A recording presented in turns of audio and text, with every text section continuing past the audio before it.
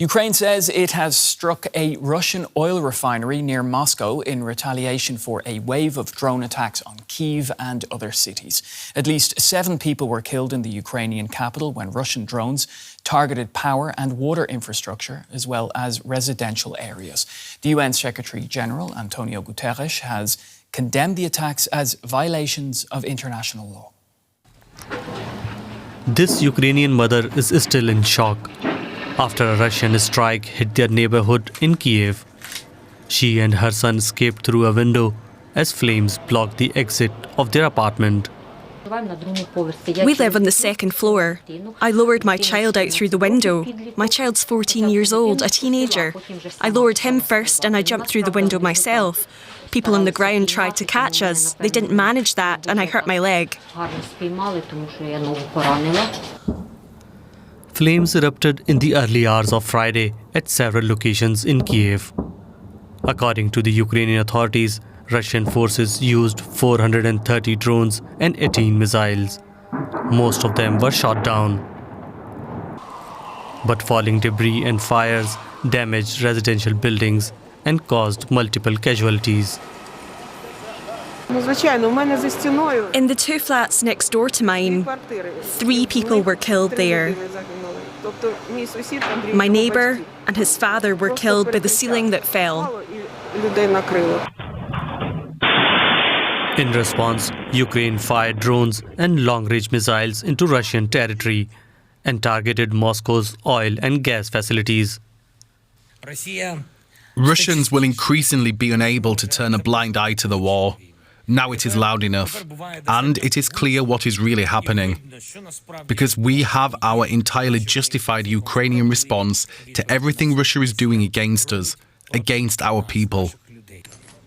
Several people were killed in a separate Russian strike that happened later on Friday morning near the local market in Ukraine's southern port city of Chornomorsk. People there described harrowing scenes. It started with a sound, a very unpleasant one. Well, we all know that it's the sound of a drone. It grew louder and louder. I turned my head and saw it flying directly straight towards somewhere near the morning market. Then there was a huge explosion. After that, the police arrived. It was absolutely terrifying. In Kyiv, Ina Vysotka's apartment is left in ruins. She says it's a tragedy, not only for Ukraine, but the whole world, that nobody can stop Russia's attacks. We're joined now by Mark Cancian. He's a former colonel in the United States Marine Corps Reserve. He's now a senior advisor with the Defense and Security Department at the Center for Strategic and International Studies. Great to speak to you again. First and foremost, what's Russia's strategy here? Russia seems to be attacking the Ukrainian infrastructure, particularly around the capital, but in other major cities, trying to put enough pressure on the population that it gets tired of the war and demands peace. Now, we've been just talking before about how Ukraine has been firing drones and long-range missiles into Russian territory. So can these attacks actually slow down Russia's progress on the battlefield? The deep strikes aren't going to slow Russia's progress on the battlefield. That's driven by operational factors close to the front lines. What it can do is 2 things. One is to bring the war to the Russian people. Some of the attacks on Moscow seem to be doing that, to show the Russian people that there's a price to be paid for attacking Ukraine.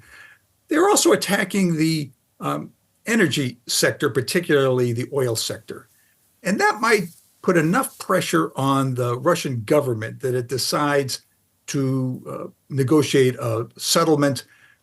Oil is what keeps the Russian military machine going. It pays for the costs of the war internally, but it also pays its allies like Iran, North Korea, and China for their help. If those revenues go down substantially, the war effort might have to change. Now, we haven't mentioned Pokrovsk, but it's been talked about a lot recent times. What's your take on Ukraine's strategy there? Should they keep fighting, or should they just give up and move on and move elsewhere? The Ukrainians have held on to these cities as long as they can, almost until they're surrounded, and then pull their forces back to a new defensive line. They did that at Bakhmut, for example. They seem to be doing that at Pokrovsk. The fighting is in the city, but there's a salient into the Russian lines. The Ukrainians are going to have to pull their forces out at some point if the Russians continue to make progress, but they can build a new line back further. That's what they did at Bakhmut, and the fighting will go on. The Russians are chewing away at the front line, making small gains, but continuous gains at high cost. Now, morale is another area that's been discussed quite a lot with regards to the war. With all your expertise and experience in the military, what do military leaders do, or what should they do to keep the morale of soldiers up? For militaries in combat, there are two things: celebration and rotation. And by celebration, I mean making the military forces, the soldier at the front line, feel special, feel like the society is behind him and that he's not being taken advantage of. And the Ukrainians seem to have done a pretty good job of that, celebrating their combat forces.